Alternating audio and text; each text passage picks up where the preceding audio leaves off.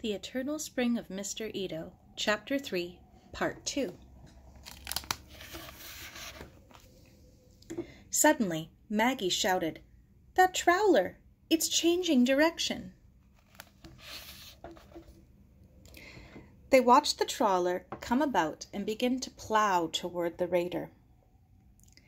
As it pitched and bucked through the water, the faint sound of its horn was carried to them on the wind, and its bow wave splashed high, a signal for the boys to cling to. Sara's heart pounded. They'll have to be careful, or they'll go aground too. It was as if the master of the boat had heard her. The trawler slowed, and one of the crew threw out a sea anchor, and then a man jumped into the sea and swam strongly toward the raider, towing a rope behind him. "What if the current gets him?" Maggie cried. "It can't," Sara said. "He's got the rope around his waist. If he goes under, the people on the boat will pull him back." A smile was spreading through her. The swimmer finally reached the crippled sailboat and pushed and pulled at it until he had freed it of the rocks. It bobbed free, bouncing like a cork. In another moment, Ernie had jumped over the side into the strong arms of the sailor and, with legs thrashing, was hauled toward the trawler. Down below, Mr. Ito was talking excitedly to Uncle Duncan, gesturing at the fishing boat. The girls shouted down to them, and Mr. Ito shouted something back, but his words were snatched away by the wind.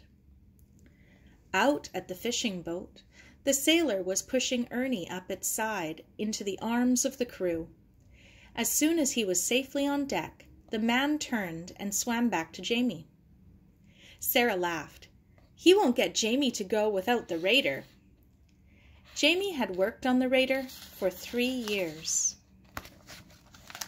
building it in the garage with bits of wood he'd found lying about in the shipyards and on the beach, spending all his pocket money on rope and wax and nails. She was right. After a short conference, Jamie and the fishermen turned the raider around and made the rope fast to its bow. With that done, the two swam slowly side by side to the trawler and wearily climbed aboard. Just as they did so, the Jericho lifeboat roared around the point. "Finally!" Sara laughed.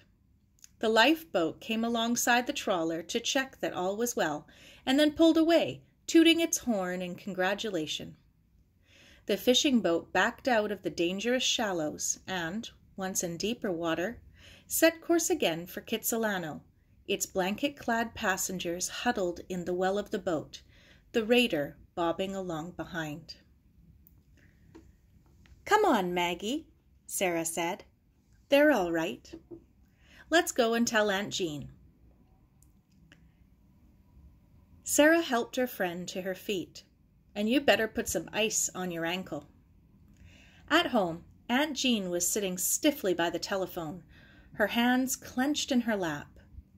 In the hour just past, lines had etched themselves on her placid, round face. Sara ran to her and hugged her hard. "They're all right, Aunt Jean. They were rescued." "Oh, thank God, thank God." Aunt Jean began to cry. "No need to cry now, Mrs. Cameron." Maggie patted her shoulder. "They're safe. A fishing boat picked them up. They should be home soon." "Thank God," Aunt Jean said again. "Oh, thank God." She shook her head, the tears running down her cheeks. "I've been so afraid. I've sat here by the telephone the whole time. But I swear if it had rung, I'd been too scared to answer it." She was laughing and crying all at once. She wiped the tears from her cheeks and blew her nose. "Well, I'd better get some hot tea ready for them. In fact, I think we could all do with a good cup of tea." She bustled toward the stove. "And oh, good heavens! Mary will be home with those boys in uniform any minute, and I'm not nearly ready." "I'll shell the peas, Aunt Jean." and set the table. "Bless your heart, Sara. Maggie, whatever have you done to your ankle? Sit down, child, while I get some ice to put on it." Sara smiled. Aunt Jean was her old self again. The kettle had just begun to boil when a car door slammed outside. Jamie and Ernie burst into the kitchen, still draped in the blankets the fishermen had gave them, their wet hair slick against their heads. Aunt Jean hugged them wordlessly. "It's all right, Mum." Jamie was grinning. "We're fine. I bet we could have got back without any trouble once the tide floated us free of those rocks. Still, it was lots of fun being on the fishing boat." His mother let him go. "You two are to go straight up and take a hot bath," she commanded. "I don't want to hear another word until that's done and you're in some dry clothes. Jamie, you lend Ernie what he needs. And then, my friend, you and I are going to have a little talk." Jamie's grin vanished. "Yes, Mom," he said, hastily leading Ernie from the room. "I'll go home and tell Mrs. Lloyd what happened," Maggie said. "Ernie gives her fits with all he gets up to. She says she's sure she'll never get him back to our mum in one piece." Sara saw her friend to the door and went back to the kitchen. Aunt Jean had returned to her pie making, and Uncle Duncan was standing by the table, packing tobacco into his pipe. "All's well that ends well," he was saying. "We're very lucky not to have lost those boys.